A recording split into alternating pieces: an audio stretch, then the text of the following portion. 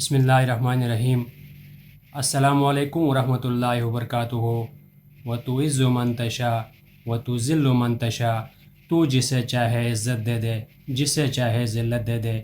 ناظرین گرامی، social media پہ آج کل ایک یہ بیان بڑی تیزی سے وائرل ہو رہا ہے۔ دنیا کے کونے کونے میں اس ٹائم یہ بیان دیکھا جا رہا ہے اور مسلمانوں کے بارے میں یہ بہت اہم اور ضروری بیان ہے۔ ممتاز عالم دین، عظیم مذہبی اسکالر جناب حضرت مولانا طارق جمیل صاحب نے مسلمانوں کی موجودہ پستی، ناکامی اور بربادی کا سبب بیان کیا ہے۔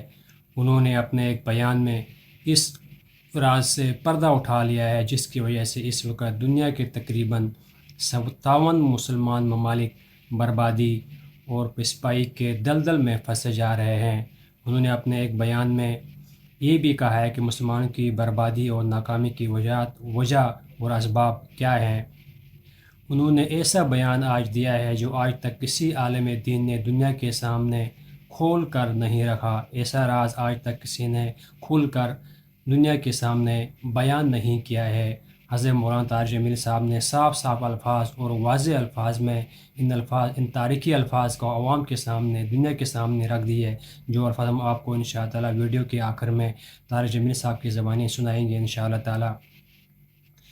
اس وقت مسلمان اگر کامیاب ہونا چاہتے ہیں اور دنیا کے سامنے سرخرو ہونا چاہتے ہیں تو ان کو چاروں ناچار حضرت مولانا طارق جمیل صاحب کی اس بات اور اس خیال کے ساتھ اتفاق کرنا پڑے گا، تاکہ دنیا کے سامنے مسلمان اس قابل ہو جائیں کہ وہ دنیا کے سامنے سر اٹھا کے چلیں، نظر جھکا کے نہ چلیں، اور اس دنیا میں کامیابی اور کامرانی سے ہمکنار ہو جائیں۔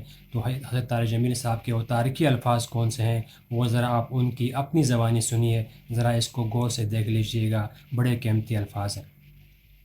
برے حکمران ہیں، نکمے حکمران ہیں، بزدل حکمران ہیں، موت سے ڈرتے ہیں، تو پوری امت اس وقت مصیبتوں کا شکار ہے۔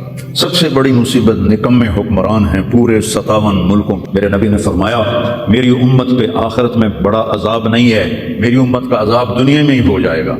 کہا یہ وہ کیا ہے؟ کہ وہ قتل